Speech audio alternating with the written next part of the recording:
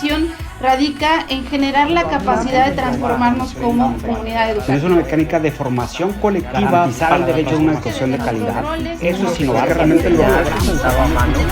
Sí creo. Bienvenidas y bienvenidos a La Brújula Educativa, un podcast de Radix Education. Ahora sí, bienvenidos y bienvenidas a La Brújula Educativa. Yo soy Eric Ramírez, CEO de Radix Education, y estaré acompañando este espacio de la mano con Raúl Carlín. Bienvenidos. Gracias, qué bueno verte otra vez, Eric.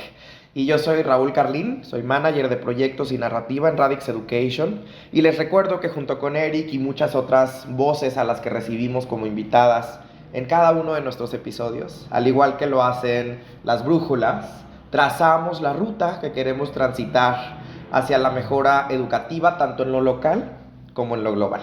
Y para hablar del tema del día de hoy, que es lectura en contextos de movilidad, me encanta poderle dar la bienvenida a Nelly Cantú de Jugamos a Leer y a Ricardo Manzarrón, interventor educativo en Proyecto Nuevo Maestro y Radix Education. Hola Nelly, ¿cómo estás? Bienvenida. Gracias, pues feliz y muy agradecida de este espacio, de ustedes, de este espacio para las palabras y para la lectura. Muchísimas gracias por la invitación a todos. Gracias a ti, bienvenida. Hola Richie, qué gusto saludarte. Hola Raúl, qué gusto saludarlos, a ti, a Eric, a ti Nelly, y pues también muchísimas gracias por la invitación, un tema bastante importante, y pues nada, gracias, aquí vamos a estar.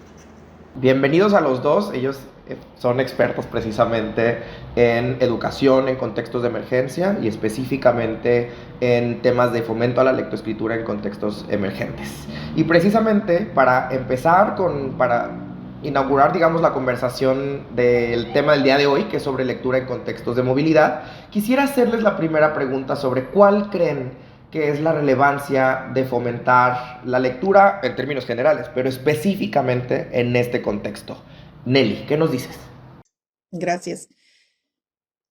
Mira, yo muy particular tengo, pues mi opinión es el acompañamiento en este tiempo que ellos han tenido de trasladarse de sus países o de sus estados.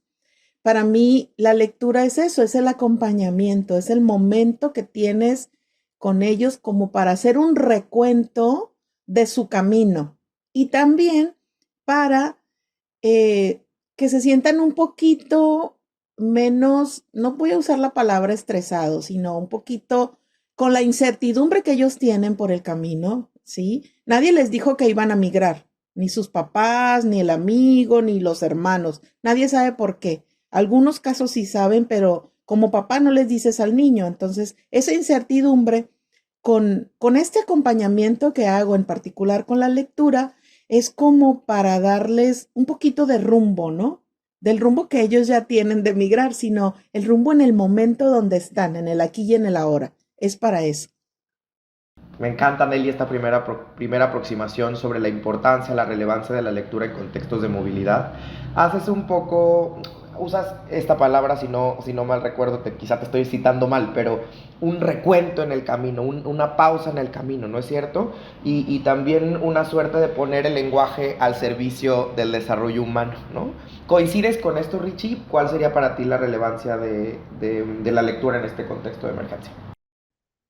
Sin duda, sí coincido con Nelly. También, bueno, algo que a mí me gustaría también como aportar a esto que acaba de comentarnos Nelly, ¿no? La lectura, ¿no? Bueno, yo lo veo como dos puntos. Uno, como forma parte de un derecho, ¿no? El derecho a la educación. Entonces, sí o sí, a estos niños, niñas, adolescentes en situación de migración deben de tener el acceso. Lamentablemente, no siempre es así, ¿no? Entonces, lo veo como un derecho. Otro es que es una herramienta indispensable, ¿no? La lectura, el saber leer un pequeño cartel o un texto, ¿no?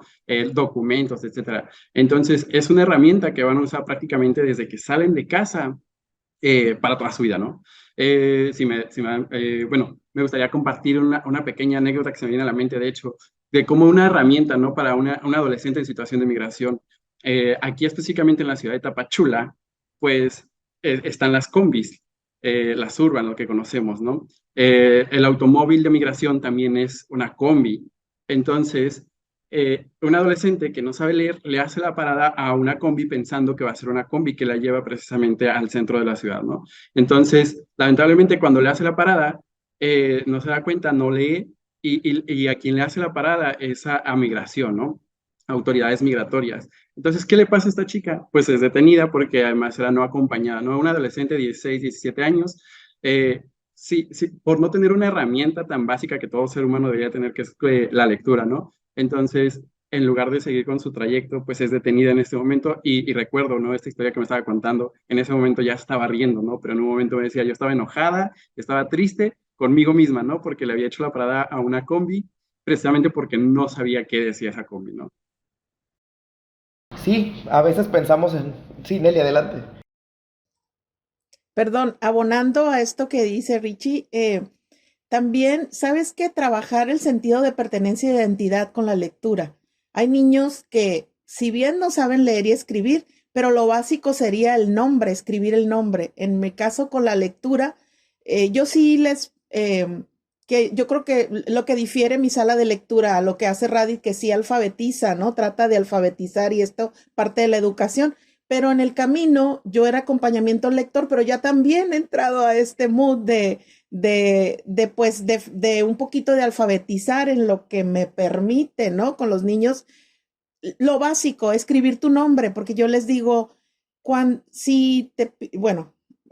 es triste, pero yo sí, muy cruda, decirles, si te pierdes o te quedas en el albergue y tu mamá salió, si alguien te pregunta, ¿cómo te llamas? Escribe tu nombre. No vas a saber escribir tu nombre. Entonces, tan básico. Y me dice, profe, es que yo no leo y escribo, porque te dicen luego profe, ¿no? Les digo, yo soy Nelly, pero bueno, profe Nelly, ¿no? Ya ellos. Entonces, tan básico, escribir tu nombre, ¿sí? Entonces, de ahí ha servido también este acompañamiento lector, el escribir tu nombre, el ubicarte, lo que les digo yo, en el aquí y en el ahora, ¿no? La identidad, de dónde viniste, dónde estás, ¿sí? El que conozcas tu entorno. Entonces, eso ha permitido también la lectura. Gracias. Gracias, Nelly. Gracias, Nelly. Gracias, Richie. Como para la audiencia, como se podrán dar cuenta, tanto Nelly como Richie trabajan en la primera línea, digamos, con personas, específicamente con niños, niñas y adolescentes que se encuentran en contextos de movilidad o contextos de migración y que están atravesando estas situaciones de emergencia. Con ellos fomentan la lectura. Precisamente algo que rescato de lo que dicen tanto Nelly como Richie es que creo que promover la lectura, como decíamos al inicio, en cualquier contexto es fundamental, ¿no? Porque al ser un campo clave del conocimiento, sabemos que ayuda al desarrollo cognitivo, cerebral, potencia el rendimiento académico, desparrama el desempeño académico no solo en el área de lectoescritura, sino en el resto de las áreas formativas, pero también ayuda a dar forma a la manera en la que se mira el mundo. Creo que eso es algo que decía Nelly hace un momento también, la manera en la que se está en el mundo, ¿no? Y es por eso esta última razón en particular en donde encuentro mayor relevancia en fomentar la lectura específicamente en contextos de movilidad. Marina Núñez Espalova, en la lectura en contextos adversos y otros espacios emergentes, un documento que les recomiendo y que les vamos a compartir en la descripción de este episodio, dice sobre la lectura con personas en situación de migración lo siguiente, y la cito textual: la creación de espacios hospitalarios donde se ofrece la palabra, ¿no?, ya sea escrita o desde la oralidad, es una herramienta para resignificar la experiencia y hacer una pausa en el trayecto. Los niños y las niñas necesitan esta pausa en el trayecto porque lo que viven es muy duro cuando están migrando de un país a otro, del suyo, están dejando su casa atrás, etc. Necesitan ponerle nombre a esa experiencia y la lectoescritura les ayuda a eso. Pero cuéntanos, Eric, ¿qué opinas sobre esto? No, creo que lo complemento y haciendo un poquito de resumen de lo que comentaba Nelly, Richie y también tú, Raúl, esta parte, ¿no? La lectura es la base para muchas cosas, incluyendo la aritmética, las habilidades socioemocionales y lógicamente que la escritura realmente parte principalmente a través de la lectura, ¿no? Es un pilar fundamental para que todos los resultados educativos futuros de un niño, y lógicamente que no solamente resultados educativos, sino resultados de vida de un futuro, ¿no? Nelly se va, creo que haces algo muy, muy, muy, muy especial, que es irte a la necesidad más inmediata del migrante, ¿no? Poder resolver cosas del día a día. Yo siempre he estado a favor de que la educación tiene que resolver a lo que te estás enfrentando, ¿no? Y no de repente cuestiones que sí son súper importantes, pero que de repente no en tu contexto, no en el día a día, ¿no? Algo importante es que el Banco Mundial, muchas organizaciones internacionales actualmente han cambiado de medir al estudiante únicamente con estándares académicos a medir a lo que le llaman la pobreza del aprendizaje, ¿no? Cuántas palabras puedes leer, cómo te puedes comunicar, ¿no? Una cuestión que es mucho más práctica para las necesidades del día a día, principalmente de los migrantes en cuestión de su paso, de su movilidad que están viviendo, ¿no? Entonces sí es importante que, por ejemplo, la pobreza de aprendizajes en Latinoamérica del 2015 al 2019 estuvo en un 57%. Se estancó en ese tiempo, o sea, no siguió avanzando la pobreza de aprendizaje de los niños menores de 10 años. Lógicamente, con la pandemia, pues tuvimos un golpe muy fuerte a todos los sistemas educativos, que ahorita tenemos una pobreza de aprendizajes del 70%, ¿no? Por supuesto, mucho más fuerte en personas que están en movilidad, pero tenemos algo muy cierto, que ahora pobreza de aprendizaje lo medimos a través de la lectura, lo cual se vuelve algo para poner mucha atención. De acuerdo, ¿no? Como la lectura no es simplemente una cosa aislada que te ayuda, como decíamos, a entender al mundo, sino que te permite medir el aprendizaje en general, que es creo que también algo que nos comparte Eric en su última intervención, en su primera intervención. Muchas gracias a los tres por ahora, por esta primera aproximación a la relevancia de la lectoescritura, la lectura en contextos de emergencia. Por ahora los invito a ir a nuestra sección Dos mentiras, una verdad. Dos mentiras, una verdad. Y bien, en esta sección la dinámica es la siguiente. A continuación, haré 3 afirmaciones que tienen relación con este tema. 2 de ellas son mentira y una es la verdad. Eric nos contará además qué ha respondido nuestra audiencia a esta gran afirmación. Y la afirmación es la siguiente. El mayor porcentaje de niños, niñas y adolescentes en situación de migración dentro del territorio mexicano proviene de, opción 1, Venezuela, Nicaragua y Haití. Opción 2, de los continentes de Asia y África, como lo son Pakistán, Angola, Ghana, India. U opción 3, del Triángulo Norte de Centroamérica, con países, por ejemplo, como Guatemala, El Salvador y Honduras. ¿Cuál será? Cuéntanos, Eric, ¿qué nos dijo la audiencia sobre esta Dos mentiras, una verdad? Esto es importante como que entenderlo también en cuestión del contexto, ¿no? Venezuela, Nicaragua, Haití, sabemos que hay conflictos muy fuertes que hacen esta movilidad mucho más fuerte dentro de las personas que son ciudadanos de estos países.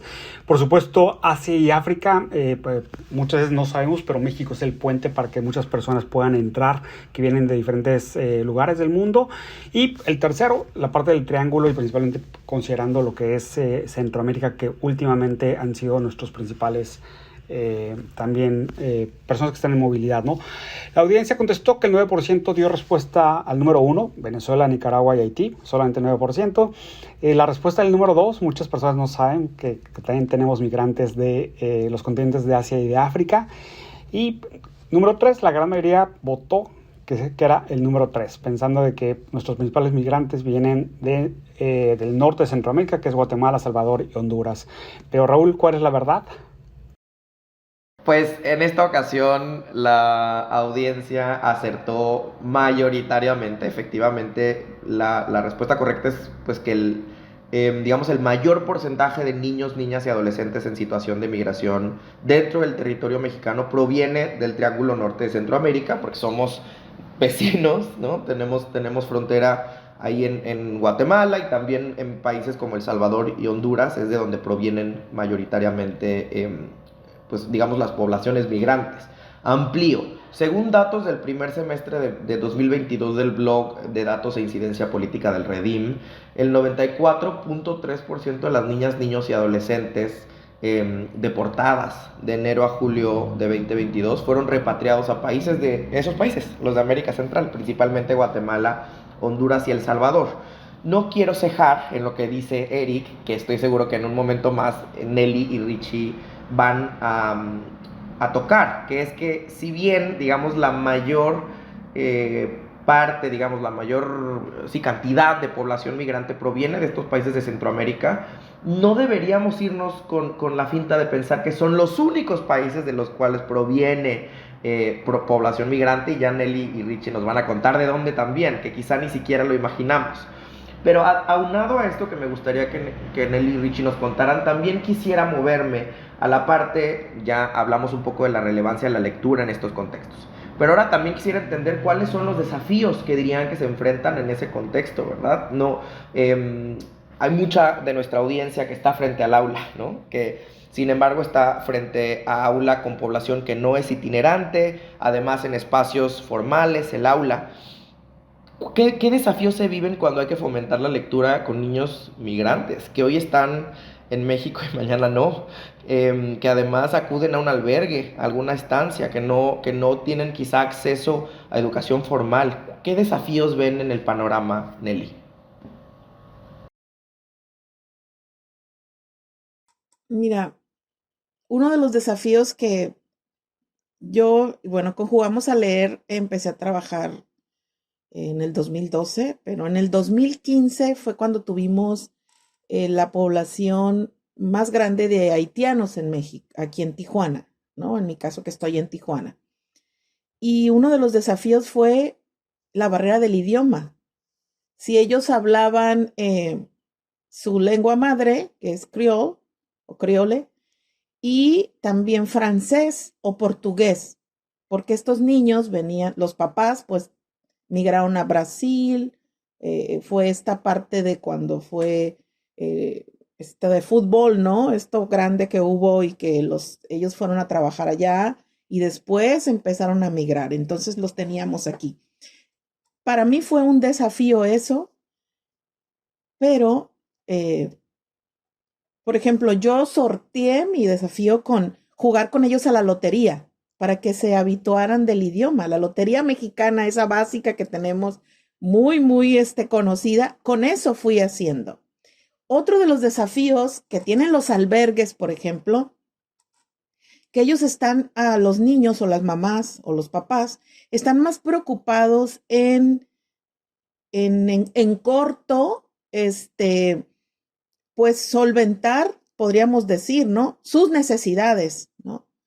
Las necesidades básicas de abrigo, de alimento, eso también. Entonces, muchas veces, por ejemplo, yo he escuchado maestras o amigas que me dicen, ¿qué le va a importar leer si está más preocupada la mamá en que unos tenis, la ropa, la comida, ¿no? Porque tienen hambre, todo eso. Entonces, también estar en un albergue donde tengas seguridad, ¿no? También. El dado caso ahorita que decías, bueno, que el público y muy amablemente nos contestó esto de verdades y mentiras, también yo creo que sumarle a la migración que tenemos interna de aquí en México. Todos estos estados que se han movido a la frontera norte, ¿no? A Tapachula, pues pasa nada más de otros países. Me imagino que ya es otro. Pero, por ejemplo, nosotros acá en Tijuana tenemos de toda la República, pero más de Michoacán, de Guerrero, de Oaxaca, más de Michoacán, ¿sí? Entonces, por los contextos de violencia, todo lo que se ha vivido en el país estos años últimamente. Entonces, también esos niños que vienen de un contexto, para ellos es un desafío entender la dinámica de aquí, de la frontera, de esta frontera, y también entender, hubo una caravana en el 2018 que estaba en la zona norte, aquí en la ciudad. La zona norte queda pegada al muro. Entonces ellos querían, los papás, bueno, con los niños, querían estar en un lugar que es un estadio, que ahí la autoridad los puso ahí a estar, ¿no? A permanecer mientras veían su situación. Entonces ellos querían estar viendo la línea o el bordo, como les decimos, ¿no? Porque ellos sentían que ya estaban en Estados Unidos, que estaban muy pegaditos. Entonces no se querían mover a albergues, no se querían mover a otras zonas de Tijuana, porque ellos sentían. Entonces también para ellos creo, tanto nosotros como ellos tienen ese desafío, ¿no? De nosotros llevarles un poquito de paz, ¿no? Hacer un espacio, de paz y libre de violencia en ese momento, ¿no? Como les digo, yo no me los puedo llevar en una burbuja y llevármelos conmigo y mañana los regreso, ¿no? Ya para que estén aquí otra vez. No, entonces, en el momento es ese desafío de tratar de crear un espacio para ellos, ¿no? De un espacio de paz, ¿no? Libre de violencia en ese momento, en lo que a mí me toca hacer, ¿sí? Y tener claro eso, lo que en ese momento me toca hacer. Estoy aquí para eso, ¿sí? Porque nos volamos la cabeza y queremos hacer miles de cosas. Y no, hay que sí estar muy conscientes cómo, qué vamos a hacer en el momento, en el aquí y en el ahora.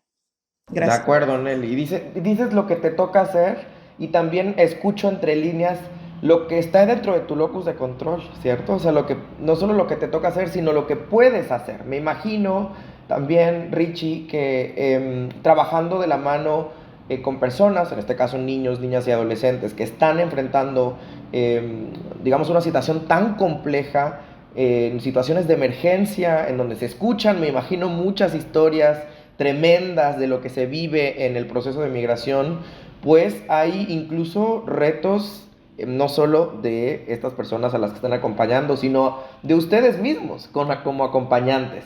Retos internos, retos psicoemocionales. Estoy adivinando bien esto. Cuéntanos, Richita, y también para la audiencia quisiera que pudieran asomarse a qué es lo que haces como interventor educativo en Radix Education en los albergues de las fronteras y también cuáles son los retos a los que dirías que te enfrentas y se enfrenta tu población, Richie. Claro que sí. Pues sí, la verdad es que enfrentamos varios retos en el contexto y también como interventores e interventoras educativas, ¿no? Sí llegan momentos en el que puede llegar a haber un desgaste emocional, ¿no? Psicológico. Sin embargo, afortunadamente, pues tanto Radix, UNICEF, entre otros, pues nos han acompañado, ¿no? Entonces, eso es que nos brinden estas herramientas, pues nos ayuda muchísimo. En cuanto al contexto, coincido con Eli, ¿no? El idioma es uno de los principales. Mencionábamos hace ratito, ¿no? Como no tenemos o no creemos que también hay otros continentes presentes como África y Asia, ¿no? Chicos, chicas de Ghana, de Nepal, ¿no? Por ejemplo, que no hablan español, no hablan inglés, ¿no? Pues ahí enfrentamos una herramienta, ¿no? Desde la comunicación. Entonces tenemos que buscar herramientas nuevas, juegos nuevos, libros nuevos, para poder hablar acerca de la lectura, ¿no? Entonces, el idioma, sin duda, cuando solamente se habla Nepal, me parece que es el idioma de Nepal, ¿no? ¿Cómo le hacemos? Otro es esta situación de vulnerabilidad, o situaciones, mejor dicho, ¿no? En el que están niños, niñas, provoca muchas cosas. Por ejemplo, hay adolescentes, o un desafío que yo también encuentro, es que los adolescentes que no saben leer, tienen miedo, ¿no? Tienen miedo incluso de acercarse a estos espacios. ¿Y por qué es el miedo? ¿No? Porque hay niños, hay niñas que tienen menor edad o incluso adolescentes de su misma edad que piensan que se van a burlar, ¿no? De ellos porque están aprendiendo a leer o porque están aprendiendo a escribir, ¿no? Entonces, pero estas situaciones, ¿no? Que los rodean precisamente es lo que provoca o lo que les provoca estos miedos, ¿no?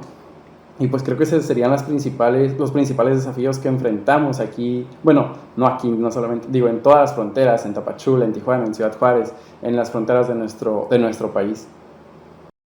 Gracias Richie. Para ampliar precisamente y permitirle a la audiencia atisbar lo que Ricardo y otros interventores educativos hacen desde Radix, así como escuchamos a Nelly hablarnos un poco sobre lo que hace desde su iniciativa Jugamos a Leer, les contamos que en Radix Education precisamente tenemos presencia en 3 fronteras en México: la frontera sur, Tapachula, Chiapas, y la frontera norte en Tijuana, Baja California, y Ciudad Juárez, Chihuahua.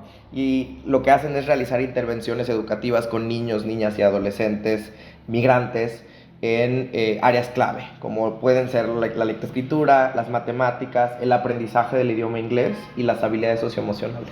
Todo esto a través de una metodología lúdica que se llama aprendizaje a través del juego, en donde los interventores de Radix Education utilizan el juego como un mecanismo para detonar el aprendizaje. Habiendo hecho este contexto, Eric, me encantaría escuchar de ti por qué crees, por qué Radix le apuesta a esto, ¿no? Al parecer, Desgraciadamente para muchas organizaciones de la sociedad civil en educación, estas poblaciones son poblaciones olvidadas, tristemente, desatendidas. ¿Por qué Radix sí las atiende? Creo que sobre todo en los últimos años, y Nelly lo estaba contando, ¿no? La cantidad de migrantes y el número de migrantes que están llegando al país es enorme.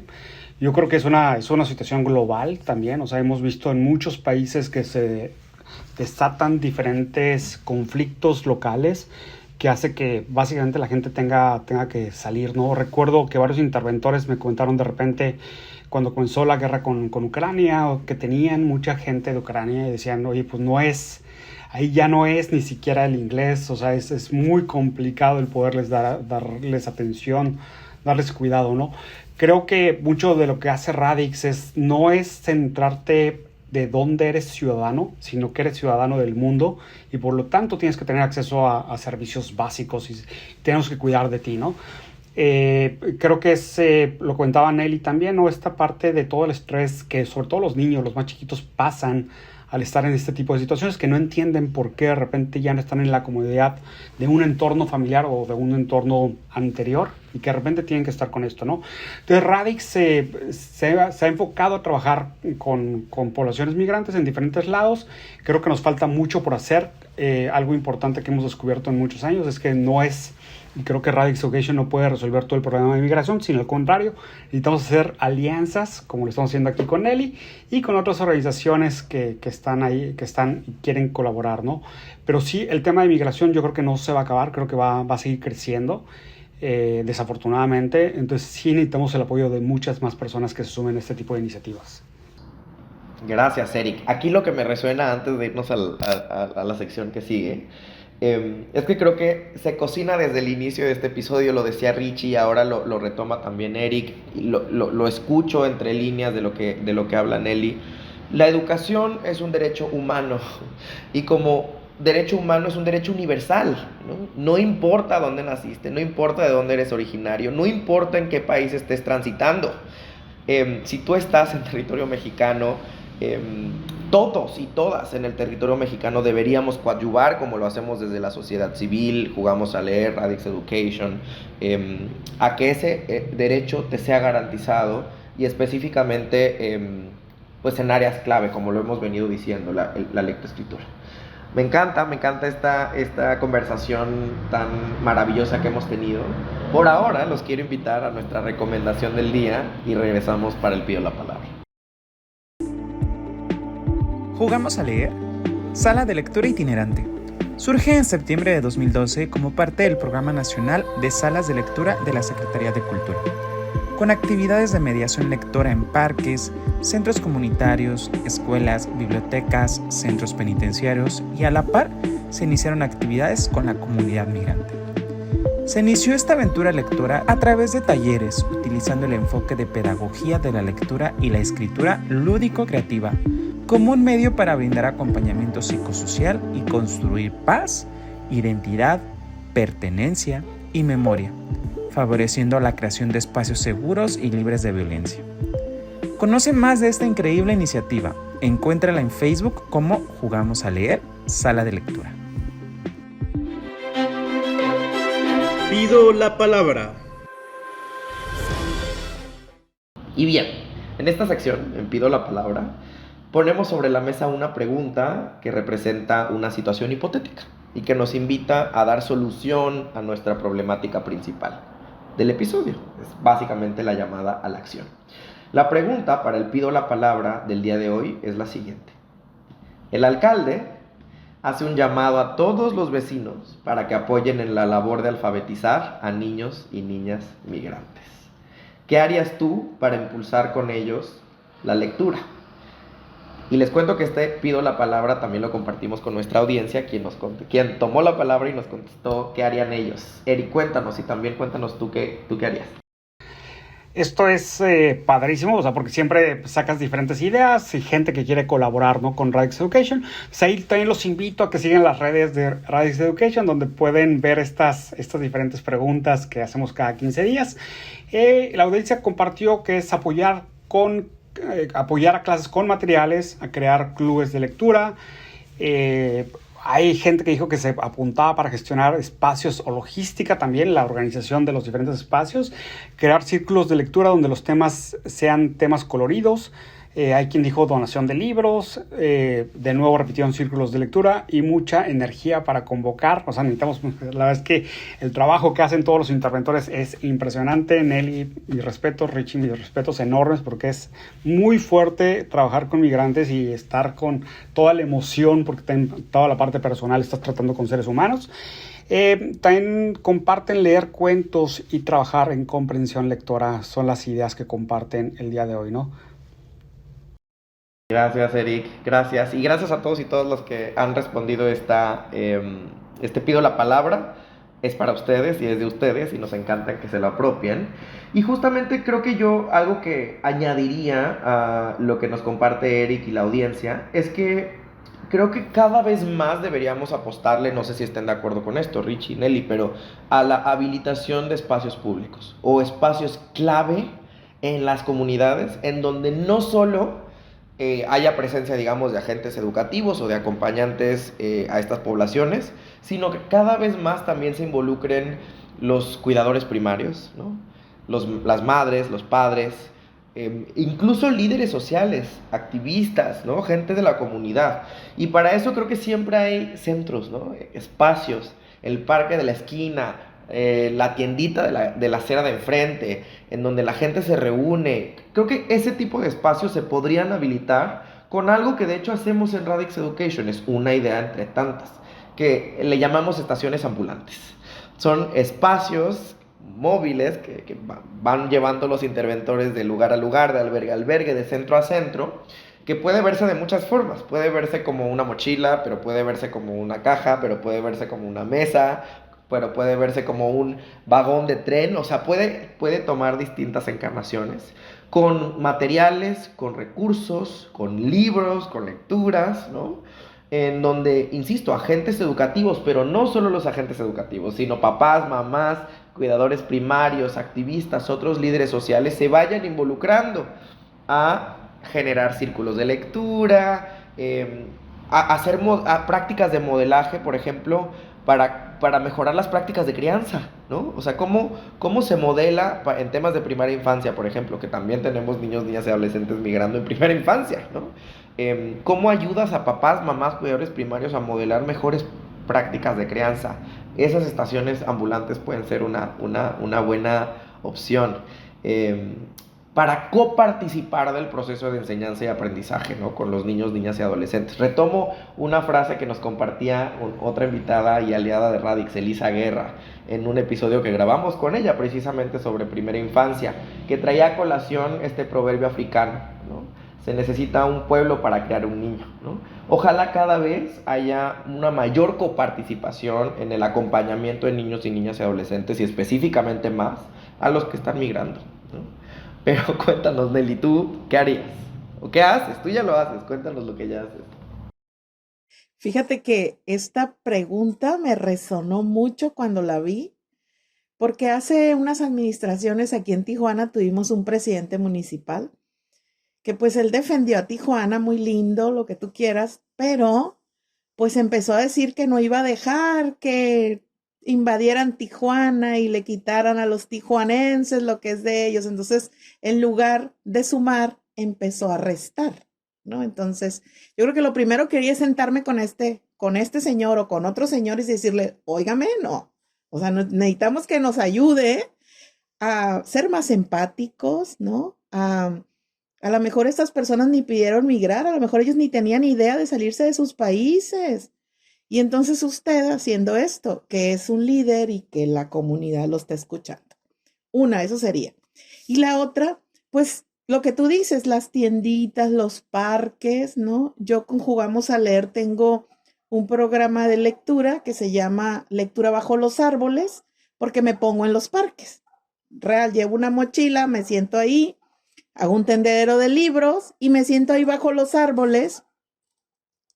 Y bajo los árboles, pues luego llegan los niños y te preguntan, oiga, ¿vende los libros? O las señoras te dicen, ¿vende los libros? No, no vendo, pero aquí puedes leer. Entonces me estoy una hora y media ahí y ya, otra semana, otro parque de aquí de Tijuana. Entonces me ven me ven recorrer la ciudad, ¿no? Con este programa de lectura bajo los árboles. Entonces, yo creo que pediría que se sumen muchos a esta lectura bajo los árboles en los parques, ¿no?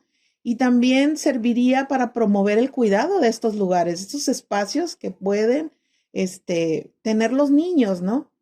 Otra cosa, yo creo, las bibliotecas en la ciudad, ¿no? Las bibliotecas, es mala la comparación, pero pues yo siempre he dicho, hay que aprender a los gringos todo lo bueno, ¿no? En lugar. Entonces, esto es aprenderles a ello que las bibliotecas en Estados Unidos, pues son espacios donde un migrante puede ir para tener información, a dónde dirigirse, servicios médicos, si hay clases de inglés o de español en el caso de quien quiera aprender. Entonces, yo creo que abonarle a estos espacios que ya existen en la ciudad, pues impulsarlos, ¿no?